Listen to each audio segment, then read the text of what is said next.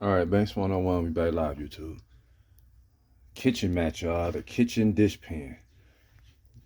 It's nasty, y'all. We need to clean this thing out. Like I'm cleaning mine.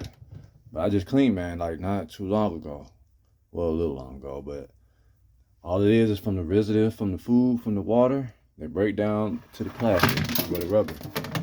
So y'all see how it's here? So all we're gonna really do is just I already put a little bleach on it. Put a little bleach on it. Put a little dish soap on it. That's all you're gonna do really though. Give it a little white.